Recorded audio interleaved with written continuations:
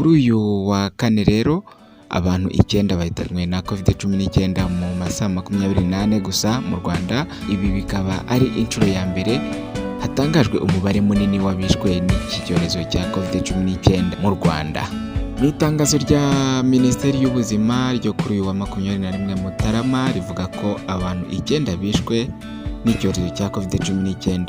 Iri tangazo ryanyujwe ku rubuga rwa Twitter ya Minisiteri y'Ubuzima nk'uko bisanzwe, rivuga ko kuri uyu wa kane hagaragaye abantu bashya 310 banduye COVID-19 mu bipimo 4,359 byafashwe mu masaha 24 gusa, ngo ni umunsi umwe. Ibi bikaba byatumye umubare wamaze kwandura iki cyorezo wose hamwe mu Rwanda baba 12,000 n'abantu 170. Abamaze kugikira ni abantu 7,973, ariko muri bo 161 bakaba bagikize mu masaha 24 ashize. Iki cyorezo cya COVID-19 kandi mu Rwanda kikaba kimaze guhitana abantu 162, muri bo 9 bakaba bapfuye uyu munsi tariki ya 21 Mutarama 2021.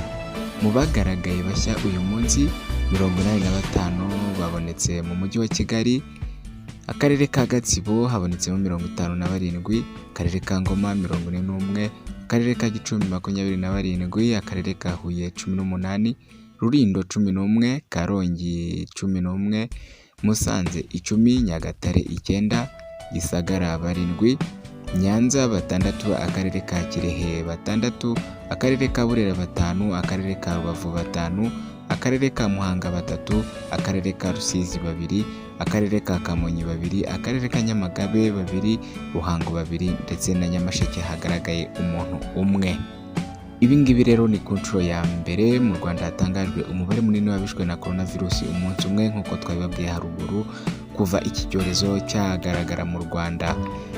Bibaye kandi mu gihe inama y'Abaminisitiri yo kuwa 18 Mutarama yari iyobowe na Perezida wa Repubulika Paul Kagame yemeje gahunda ya guma mu rugo mu mujyi wa Kigali wose kubera ubwiyongere bw'abandura COVID-19.